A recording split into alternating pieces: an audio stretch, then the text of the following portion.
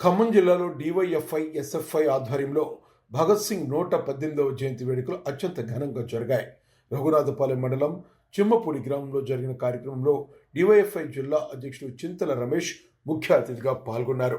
ఈ సందర్భంగా ఆయన మాట్లాడుతూ భగత్ సింగ్ స్ఫూర్తితో సమాజంలో జరుగుతున్న అవినీతి, అక్రమాలు, అన్యాయాలు, దోపిడీకి వ్యతిరేకంగా యువత ముందుకు రావాలని పిలుపునిచ్చారు. జయంతి సందర్భంగా ఎస్ఎఫ్ఐ డివైఎఫ్ఐ ఖమ్మం జిల్లా కమిటీల ఆధ్వర్యంలో సుందరయ్య భవనంలో భగత్ సింగ్కి పూలమాలేసి ఘనంగా నివాళులర్పించడం జరిగింది. ఇవాళ భగత్ సింగ్ని స్ఫూర్తిగా తీసుకోవడం అంటే, భగత్ సింగ్ ఆ రోజు కేవలం స్వతంత్రం కోసం పోరాడిన వ్యక్తి కాదు.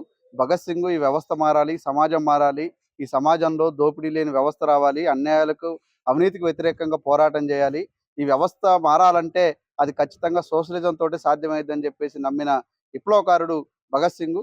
అలాంటి భగత్ సింగ్ని స్ఫూర్తిగా తీసుకొని నేటి యువత ఈ సమాజంలో జరుగుతున్న అన్యాయాలకు, అవినీతికి, దోపిడీకి ఈ వ్యవస్థను మార్చేందుకు వాళ్ళంతా కూడా వీటన్నిటికి వ్యతిరేకంగా పనిచేయాలని చెప్పేసి ఇవాళ ఆ భగత్ సింగ్ స్ఫూర్తిగా తీసుకోవడం అంటే, ఆయన ఆశయాలను ముందుకు తీసుకుపోవడం అని అంటే, ఇవాళ ఆయన స్ఫూర్తిగా తీసుకొని ఈ సమాజంలో ఇవాళ కేంద్ర రాష్ట్ర ప్రభుత్వాలు అవలంబిస్తున్న ఈ విద్యా వ్యతిరేక విధానాలు, నిరుద్యోగ వ్యతిరేక విధానాలకు వ్యతిరేకంగా పోరాటం చేయడమే ఇవాళ భగత్ సింగ్కి ఇచ్చే నిజమైన నివాళని చెప్పేసి తెలియజేస్తూ, అట్లనే ఇవాళ భగత్ సింగ్ చనిపోయాక ఇన్ని సంవత్సరాలు అవుతున్నా కానీ ఇవాళ కేంద్రంలో అధికారంలోకి వచ్చిన బీజేపీ ప్రభుత్వం కానీ, గతంలో అధికారంలోకి వచ్చే అధికారంలో ఉన్న కాంగ్రెస్ ప్రభుత్వం కానీ, ఏ ప్రభుత్వాలు కూడా ఇవాళ ఎవరికో అనర్హులకి భారత రత్నాన్ని ప్రకటిస్తూ ఉన్నారు. కానీ భగత్ సింగ్ మాత్రం ఇవాళ భారత రత్నాన్ని ప్రకటించడం లేదు.